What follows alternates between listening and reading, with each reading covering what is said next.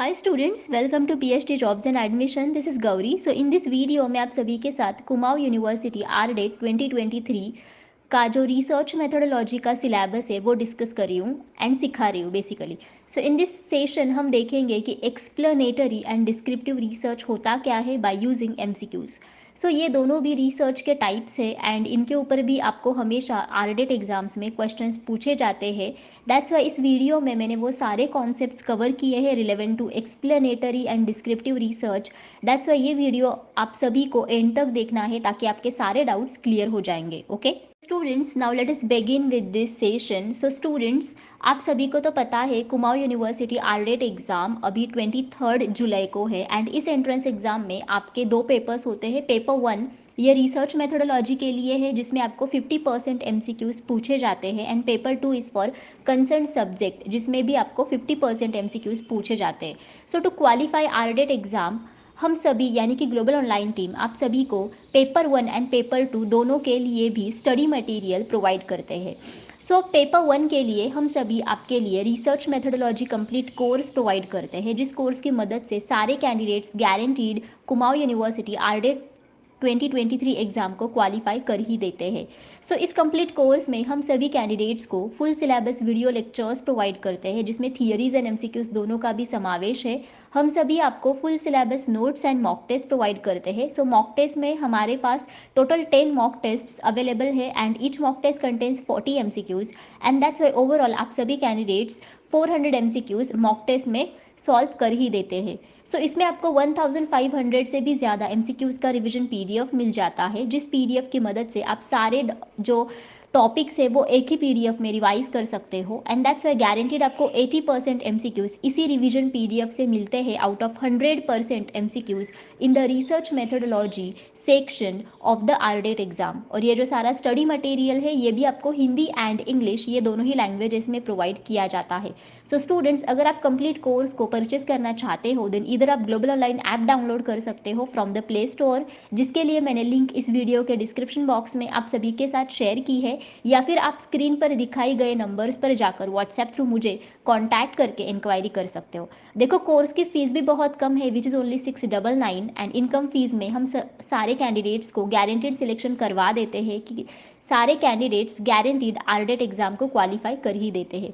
सो screen पर दिखाए गए जितने भी सारे यूनिट्स है इन सारे यूनिट्स को हमने कंप्लीट कोर्स में कवर किया है बिकॉज इन सारे यूनिट्स के ऊपर आपको आरडेट एग्जाम्स में क्वेश्चंस पूछे ही जाते हैं because this is the syllabus of RDET exam research methodology syllabus. Okay, now the question 1 is explanatory research. Now यहाँ पे आपको एक्सप्लेनेटरी रिसर्च के डेफिनेशन के बारे में पूछा है।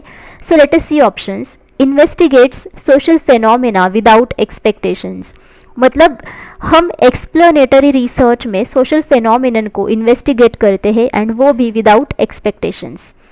Identifies causes and effects of social phenomena. So social phenomenon में जितने भी कॉजेस एंड इफेक्ट्स है उनको हम आइडेंटिफाई करते हैं। Determines effect of a social program, so किसी भी सोशल प्रोग्राम का इफेक्ट जो है उसको डिटर्मिन करते हैं। Then defines and illustrates social phenomenon, then social phenomenon को हम डिफाइन करते हैं एंड उसी के साथ इल्यूस्ट्रेट भी करते हैं। So students, as the name suggest explanatory research, so basically explanatory research में एक्सप्लेन किया जाता है कि exactly what is the cause and effect relationship between the variables under study. It means that कि explanatory research की मदद से हम सभी लोग सोसाइटी में जितने भी सारे causes and effects होते हैं उनको हम आइडेंटिफाई कर सकते हैं and that's why your correct answer should B second, that is identifies causes and effects of social phenomenon. Now next is the study of why does stressful living result in a heart attack can be classified as. So students, अगर हमको study करना है कि stressful living की वजह से heart attack क्यों होता है, सो इस प्रकार के स्टडी को एग्जैक्टली क्या कहा जाता है, वेदर इसको डिस्क्रिप्टिव रिसर्च कहा जाता है या फिर एक्सप्लेनेटरी रिसर्च कहा जाता है या फिर कोरिलेशनल रिसर्च या फिर फिजिबिलिटी रिसर्च। सो स्टूडेंट्स, जैसे ही हमने पिछले क्वेश्चन में देखा कि एक्सप्लेनेटरी रिसर्च हम लोग करते हैं ताकि हम आइडेंटिफाई कर सके exactly what is the cause and effect relationship between the variables under study, right. So explanatory research का जो असल में डेफिनेशन है वो हम लोग इस सेशन में देखेंगे, मतलब इस क्वेश्चन में देखेंगे। सो basically explanatory research clarify why and how there is a relationship between two or more aspects of situation। so दो या फिर उससे भी ज़्यादा situations के रिलेशनशिप ऐसे क्यों है एंड कैसे है, इसको अगर आपको क्लैरिफाई करना है एंड आइडेंटिफाई करना है एंड उस चीज़ के लिए जो स्टडी किया जाता है उसे एक्सप्लेनेटरी रिसर्च कहा जाता है, ओके। एंड दैट्स वाई अगर वाई से जिस क्वेश्चन की शुरुआत होती है, ओके, उस क्वेश्चन को बेसिकली एक्सप्लेनेटरी रिसर्च के थ्रू सॉल्व किया जाता है and that's why your correct answer should be 2 over here, that is explanatory research. Now let us see other research types. Descriptive research. So descriptive research हम लोग करते हैं जब question की शुरुआत बेसिकली व्हाट से होती है, what, okay, when, who. In question की शुरुआत जब भी होती है इन वर्ड से तब हम डिस्क्रिप्टिव रिसर्च करते हैं। सो डिस्क्रिप्टिव रिसर्च में बेसिकली सिचुएशन के कैरेक्टरिस्टिक्स को डिस्क्राइब किया जाता है एंड दैट्स वाई इस स्टडी के लिए आप डिस्क्रिप्टिव रिसर्च नहीं करोगे। So this option gets eliminated.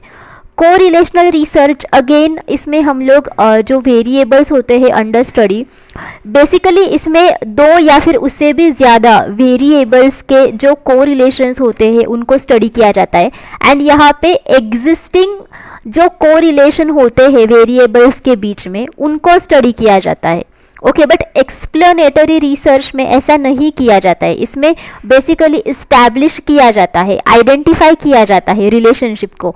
But correlational research में पहले से ही रिलेशनशिप होता है, उसको बस स्टडी किया जाता है, okay. All of you getting.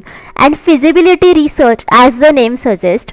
So feasibility research को बेसिकली पायलट स्टडी भी कहा जाता है, जिसमें हम लोग बहुत ही कम लोगों के ऊपर स्टडी करते हैं एंड बेसिकली ये बहुत स्मॉल लेवल स्टडी होता है एंड इसको हम लोग करते हैं ताकि हम जान सके कि एग्जैक्टली पूरे आगे के रिसर्च की प्रोसीजर कितनी फिजिबल होने वाली है, ओके। दैट्स व्हाई इस स्टडी को किया जाता है। सो your correct answer should be 2 over here। तो स्टूडेंट्स, अपार्ट फ्रॉम दिस हम सारे कैंडिडेट्स के लिए कुमाऊं यूनिवर्सिटी RDET 2023 पेपर 2 का स्टडी मटेरियल भी प्रोवाइड करते हैं। पेपर 2 यानी कि कंसर्न सब्जेक्ट, ओके। सो कंसर्न सब्जेक्ट में अच्छे मार्क्स स्कोर करने के लिए हमारे पास स्टडी मटेरियल अवेलेबल है, जिसमें हम सारे कैंडिडेट्स को full syllabus notes and MCQs provide कर देते हैं। सो MCQ सेक्शन में सारे कैंडिडेट्स को most expected MCQs and PYQs provide किए जाते हैं, जिनकी मदद से गारंटीड सारे कैंडिडेट्स पेपर 2 में अच्छे मार्क्स स्कोर करके RDET एग्जाम को क्वालिफाई कर ही देते हैं। सो स्क्रीन पर दिखाई गए जितने भी सारे सब्जेक्ट्स हैं, इन सारे सब्जेक्ट्स के ऊपर हमारे पास पेपर 2 का स्टडी मटेरियल अवेलेबल है। अगर किसी भी स्टूडेंट्स को किसी और सब्जेक्ट के लिए स्टडी मटेरियल चाहिए देन उसके लिए वो सारे स्टूडेंट्स मुझे कमेंट करके पूछ सकते हैं।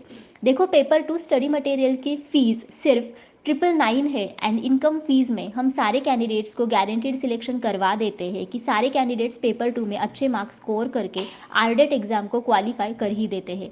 So to join paper 1 and paper 2 courses आप स्क्रीन पर दिखाई गए कौन से भी नंबर्स पर जाकर व्हाट्सएप थ्रू ओनली मुझे कॉन्टैक्ट कर सकते हैं एंड इंक्वायरी कर सकते हैं। Next is in descriptive research the primary data can be obtain through. So descriptive research में अगर हमें प्राइमरी डेटा को कलेक्ट करना है देन उसके लिए कितने सारे वेज है, मतलब हम कहाँ से प्राइमरी डेटा को ऑब्टेन कर सकते हैं। So whether it is observation, whether it is direct communication with respondents in one form or another, then personal interview, then all of the above.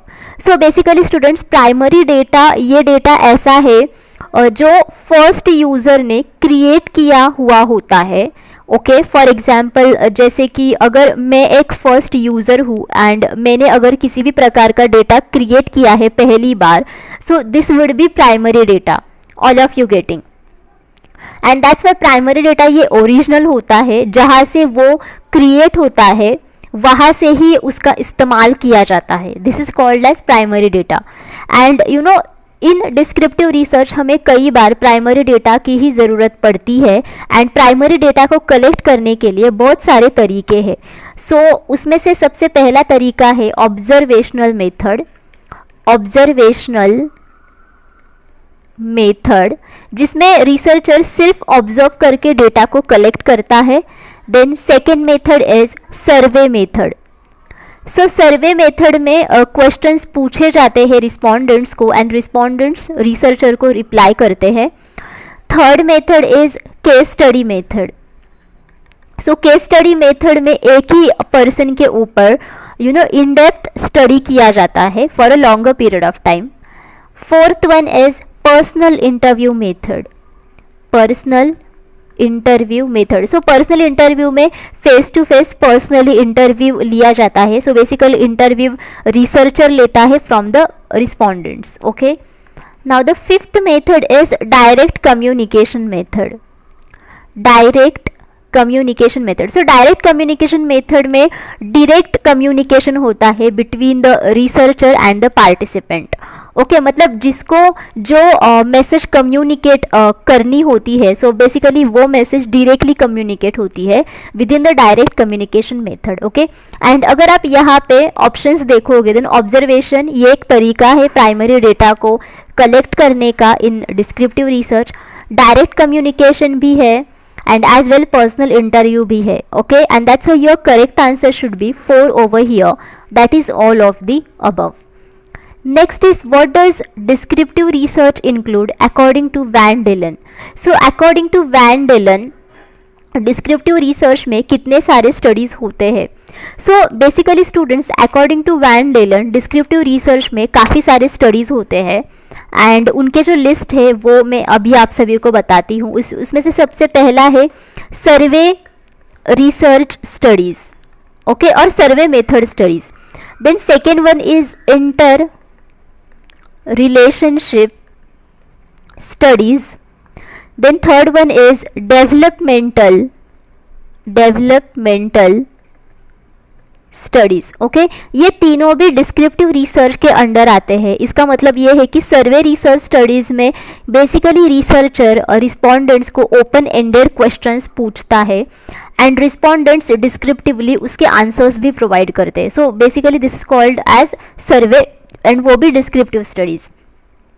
Then inter relation studies में basically हम लोग describe करते हैं कि exactly how a theory is formulated from the observation. Okay, and how observation is formulated from the theory. मतलब observation and theory इन दोनों के बीच में एक इंटर रिलेशन है एंड ये इंटर रिलेशन कैसे होता है, हाउ इट डेवलप्स. ओके, इसके ऊपर जो हम लोग स्टडी करते हैं बेसिकली इन सब चीज़ों को जब भी हम डिस्क्राइब करते हैं. सो this is nothing but inter relationship studies. यानी कि थियरी एंड आपका जो बेसिकली ऑब्जर्वेशन और कंक्लूजन पार्ट होता है इन दोनों के बीच में भी कनेक्शन है. मतलब ऐसा नहीं है कि आप ऐसे ही थियरी को फॉर्मुलेट करते हो. There is proper connection between theory and conclusion. यानी कि थियरी ये कंक्लूजन के ऊपर डिपेंड करता है, कंक्लूजन थियरी के ऊपर डिपेंड करता है. ओके, उसे बेसिकली ये इंटर रिलेशनशिप कहा जाता है. And the study which involve such kind of relationships it is called as inter relationship studies. Now what is developmental studies. So developmental studies में बेसिकली डिस्क्राइब किया जाता है कि कोई भी ऑर्गन कैसे डेवलप हो रहा है फ्रॉम इट्स इनिशियल स्टेजेस. मतलब अगर आप देखोगे कि अगर कोई एम्ब्रियो है, राइट, सो बेसिकली एम्ब्रियो में सबसे पहले एक ही सेल होता है. Then after that it makes 2 cells, then 4 cells, then 8 cells. So likely each and every stage उसमें डेवलप होती है, राइट. सो ये जो डेवलपमेंट कैसी होती है, हाउ इट गेट्स डेवलप्ड, इसका जो डिस्क्रिप्शन होता है, ओके, एंड इसके ऊपर जो स्टडी किया जाता है उसे डेवलपमेंटल स्टडीज़ कहा जाता है. एंड दैट्स व्हाई ये तीनों भी टाइप्स ऑफ स्टडीज़ जो है ये डिस्क्रिप्टिव रिसर्च में आते हैं बिकॉज इन सभी स्टडीज़ में डिस्क्रिप्शन पार्ट है. ओके, मतलब फैक्ट फाइंडिंग चीज़ें हैं यहाँ पे.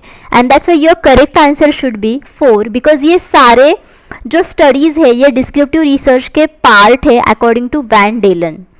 Now next is the conclusions और findings of which type of research cannot be generalise to other situations. So इनमें से कौन सा रिसर्च ऐसा है जिसके कंक्लूजन्स और फाइंडिंग्स हम लोग दूसरे किसी भी सिचुएशंस के ऊपर जनरलाइज नहीं कर सकते हैं। जनरलाइजेशन का मतलब होता है कि हम सामान्यीकरण उसका नहीं कर सकते हैं। Okay, so whether it is historical research, descriptive research, fundamental research और experimental research. So students, historical research में बेसिकली पास्ट इवेंट्स के बारे में स्टडी किया जाता है एंड उन पास्ट इवेंट्स की वजह से हमारा प्रेजेंट ऐसा क्यों है एंड हमारा फ्यूचर कैसे होने वाला है, इन चीज़ों के ऊपर ज़्यादा फोकस किया जाता है एंड इन चीज़ों के ऊपर ही बेसिकली स्टडी किया जाता है। So it is called as historical research. What is descriptive research? So as I have said you that descriptive research ये एक एग्जैक्टली फैक्ट फाइंडिंग स्टडी है जिसमें हम सिचुएशन को exactly as it is describe करते हैं एंड इसमें hypothesis को फॉर्मुलेट करके उसको प्रॉपरली टेस्ट किया जाता है by using different statistical techniques. Okay, fundamental research में थियरी को फॉर्मुलेट किया जाता है, बेसिकली नॉलेज को इसमें क्रिएट किया जाता है एंड एक्सपेरिमेंटल रिसर्च में कॉज एंड इफेक्ट रिलेशनशिप को स्टडी किया जाता है and finally you get the results. Okay, and that's Y students इसमें से जो हिस्टोरिकल रिसर्च है, जो फंडामेंटल रिसर्च है एंड जो एक्सपेरिमेंटल रिसर्च है, इनके जो रिजल्ट्स हमें मिलते हैं वो रिजल्ट्स हम किसी दूसरे सिचुएशन के ऊपर जनरलाइज कर सकते हैं, बट डिस्क्रिप्टिव रिसर्च के रिजल्ट्स हम दूसरे किसी सिचुएशन के ऊपर जनरलाइज नहीं कर सकते बिकॉज एवरी सिचुएशन का जो डिस्क्रिप्शन है वो अलग होता है। एवरी सिचुएशन ये डिफरेंट होती है, अलग होती है। या there are some similarities, but उसके जो रिजल्ट्स हमें मिलते हैं वो रिजल्ट्स हम दूसरे किसी सिचुएशन के ऊपर जनरलाइज नहीं कर सकते because it is descriptive research and it is fact finding inquiry. All of you getting, and that's why your correct answer should be 2, that is descriptive research, जिसके conclusions हम किसी और situations के ऊपर generalize नहीं कर सकते हैं। Okay, now next is the directors of a graduate program in educational research wish to see what types of jobs their graduates take after they finish their program. So graduate program के directors है, okay, वो जानना चाहते हैं कि उनका जो programme है, okay, उस प्रोग्राम को फिनिश करने के बाद उनके जो ग्रेजुएट्स है वो एग्जैक्टली किस प्रकार के जॉब्स करते हैं। सो उसके लिए उन्होंने क्या किया, they randomly sample students from the programme and have them fill out questionnaires with items asking about the types of jobs they have had. So इसके लिए उन्होंने क्या किया, स्टूडेंट्स को रैंडमली सिलेक्ट किया फ्रॉम द प्रोग्राम एंड उन्होंने questionnaires fill up करने के लिए दिए एंड उस क्वेश्चनियर्स में उन्होंने काफ़ी सारे क्वेश्चंस उनको पूछे रिगार्डिंग कि वो किस प्रकार के जॉब्स किए हैं उन्होंने या फिर कर रहे हैं। They also are asked to describe the roles they play in their current positions and उनको ये भी पूछा गया कि उनको डिस्क्राइब करना है कि करंट पोजीशन में वो किस प्रकार के रोल्स कर रहे हैं। This project is best described as having what kind of objective dash. So इस प्रकार के प्रोजेक्ट को आप कैसे डिस्क्राइब करोगे, मतलब उसका ऑब्जेक्टिव क्या है, वेदर उसका ऑब्जेक्टिव डिस्क्रिप्टिव है, प्रेडिक्टिव है, एक्सप्लेनेटरी है, नन ऑफ द अबव है। सो स्टूडेंट्स, अगर आप यहाँ पे गौर से देखोगे then you will understand that कि ये एक एजुकेशनल रिसर्च है। ओके, एंड इसमें ग्रेजुएट प्रोग्राम के जो डायरेक्टर्स है वो जानना चाहते हैं कि उनके ग्रेजुएट्स प्रोग्राम को फिनिश करने के बाद किस प्रकार के जॉब्स करते हैं, राइट। एंड दैट्स वाई ये एक फैक्ट फाइंडिंग इंक्वायरी है बिकॉज किस प्रकार के जॉब्स वो करते हैं यानी कि वो रियलिटी है, मतलब उनके ग्रेजुएट्स रियल में उस प्रकार के जॉब्स करते हैं एंड दैट्स वाई वो वही उनको बताएंगे जो उन्होंने किया है या फिर कर रहे हैं, right. So this is fact finding inquiry and as well graduate programme के जो डायरेक्टर्स है basically they want the information about कि वो किस प्रकार के जॉब्स करते हैं and as well they want the descriptive information. So यहाँ पे आपको डिस्क्राइब वर्ड पे ज़्यादा फोकस करना है। Okay, they want the descriptive information about कि उनके ग्रेजुएट्स करंट पोजीशंस में किस प्रकार के रोल्स एग्जैक्टली कर रहे हैं एंड दैट्स वाई इस रिसर्च स्टडी का जो मेन ऑब्जेक्टिव है वो डिस्क्रिप्टिव है। मतलब ग्रेजुएट प्रोग्राम के डायरेक्टर्स को इसमें डिस्क्रिप्टिव आंसर्स चाहिए उनके रिस्पोंडेंट से या फिर उनके ग्रेजुएट से। Okay, and that's why your correct answer should B 1, predictive तो यहाँ पे होगा नहीं, बिकॉज यहाँ पे प्रेडिक्शन करने की ज़रूरत ही नहीं है, बिकॉज हमें रियलिटी में जो इन्फॉर्मेशन है वही मिल रही है, राइट। एंड एक्सप्लेनेटरी का मतलब होता है कि we are going to identify the cause and effect relationship between the variables, but यहाँ पे कोई भी कॉज एंड इफेक्ट रिलेशनशिप के बारे में हम लोग स्टडी नहीं कर रहे। We are just getting to know exactly कि what type of jobs graduates are doing. That's why your correct answer should be descriptive, and यहाँ पे एक्सप्लेनेटरी भी एलिमिनेट हो गया। Okay, analysis of data from the constructing the family survey indicate that it was a or an. okay, so सबसे पहले आपने family सर्वे को construct किया, देन आफ्टर दैट आपने डेटा को एनालाइज किया। सो इसमें एक्चुअली आपने डिस्क्रिप्टिव सर्वे किया है या फिर एक्सप्लेनेटरी सर्वे किया है, या फिर दोनों भी डिस्क्रिप्टिव एंड एक्सप्लेनेटरी किया है, या फिर नीदर डिस्क्रिप्टिव और explanatory. So students, now I can understand और आई होप दैट कि आप सभी को समझ में आ गया होगा कि exactly what is descriptive research and what is explanatory research, right. So जैसे ही डिस्क्रिप्टिव सर्वे है, सो सर्वे का मतलब होता है कि क्वेश्चंस पूछना, क्वेश्चनर्स बनाना, राइट। एंड डिस्क्रिप्टिव सर्वे का मतलब क्या होगा कि आप ऐसे क्वेश्चंस बना रहे हो which are open ended. Okay, and that's why आपको रिस्पॉन्सेज जो मिल रहे हैं फ्रॉम योर रिस्पॉन्डेंट्स वो बेसिकली डिस्क्रिप्टिव रिस्पॉन्सेज है, all of you getting. So this is called as what, descriptive survey.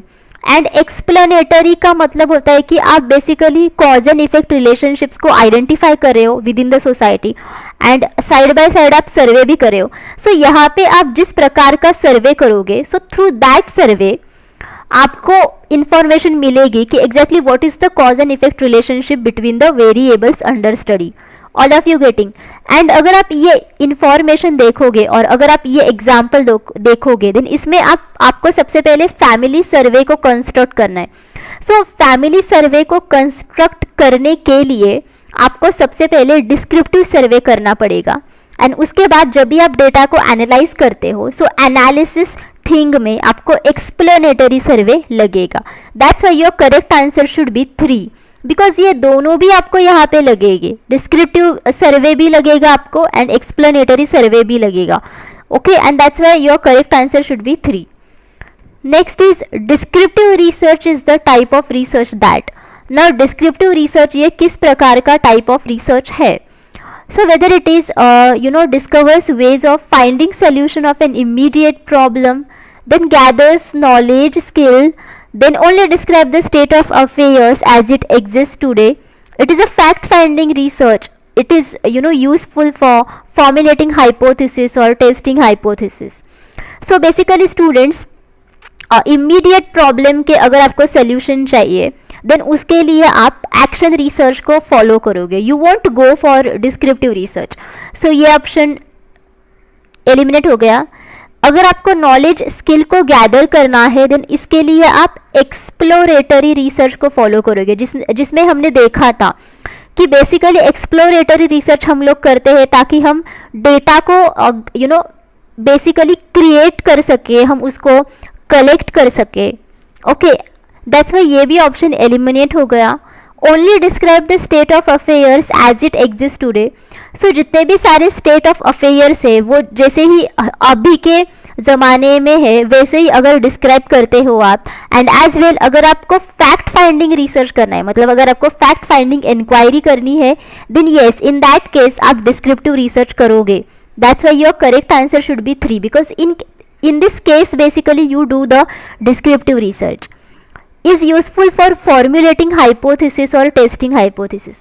So अगर आपको hypothesis को formulate करना है, then in that case आप exploratory research करोगे, because जिसमें hypothesis को formulate किया जाता है, and अगर आपको hypothesis को test करना है, then in that case आप एक्सपेरिमेंटल रिसर्च करोगे, जिसमें हाइपोथेसिस को तो फॉर्मुलेट भी किया जाता है एंड उसको टेस्ट भी किया जाता है. That's why this option gets eliminated. So your correct answer should be 3, that is only describe the state of affairs as it exists today.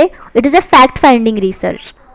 Next is descriptive research is also called as. Now descriptive research का दूसरा नाम क्या है? whether it is analytical research, whether it is qualitative research, whether it is statistical or applied. So students, descriptive research ये कभी कभार quantitative भी होता है and कभी कभार ये qualitative भी होता है. Okay, it depends upon what type of data you are dealing with. But descriptive research को हम सभी लोग स्टैटिस्टिकल रिसर्च भी कहते हैं, बिकॉज डिस्क्रिप्टिव रिसर्च में हमेशा हाइपोथेसिस को टेस्ट किया जाता है by using different statistical methods. Okay, and that's why it is called as statistical research as well. Okay, now next is which one of the following is not a feature of descriptive result. नाउ इनमें से कौन सा descriptive result का feature नहीं है. It is a fact finding inquiry. Research has no control over variables. Researcher has no control over variables. Descriptive research is used for hypothesis testing. It is based on measurement of quantity. So जैसे मैंने आपको अभी बताया in this session कि descriptive research ये एक fact finding inquiry है, and that's why जब भी आपको descriptive research के results मिलते हैं then obviously fact finding inquiry ये इसका एक feature है. So ये option eliminate हो गया. Researcher has no control over variables. देखो, डिस्क्रिप्टिव रिसर्च में हम लोग असल में जो इंसिडेंट है उसको एज इट इज़ हम लोग डिस्क्राइब करते हैं. उसमें हमें वेरिएबल्स के साथ कोई भी एक्सपेरिमेंट करने की ज़रूरत नहीं पड़ती है. Basically we don't do that. Actually as it is जैसे भी है वैसे ही हम लोग इसमें डेटा को देख के उसको डिस्क्राइब करते हैं. That's it. And that's Y researcher को इस प्रकार के रिसर्च में कोई भी कंट्रोल नहीं होता है over the variables, and that's why this option gets eliminated, because ये भी एक डिस्क्रिप्टिव रिजल्ट का फीचर है. Descriptive research is used for hypothesis testing. ये भी सही है रिगार्डिंग डिस्क्रिप्टिव रिसर्च. जैसे कि हमने पिछले ही क्वेश्चन में देखा था कि डिस्क्रिप्टिव रिसर्च में हाइपोथेसिस को टेस्ट किया जाता है by using different statistical techniques, and that's why उसे स्टैटिस्टिकल रिसर्च भी कहा जाता है. So this option gets eliminated. So बचा हुआ ऑप्शन है 4. It is based on measurement of quantity. Because जैसे मैंने आपको बताया कि डिस्क्रिप्टिव रिसर्च ये कभी कभी क्वालिटेटिव रिसर्च भी होता है एंड कभी कभी वो क्वांटिटेटिव रिसर्च भी होता है. It actually depends on the type of data that you deal with. Okay, and that's why it is not based on measurement of quantity. दो ये स्टैटिस्टिकल रिसर्च है, दो इसमें हाइपोथेसिस को टेस्ट किया जाता है, but it is not every time based on measurement of quantity. And that's why this should be your correct answer. So students, thank you for watching this session. So if you have any doubts, you can ask me in the comment box.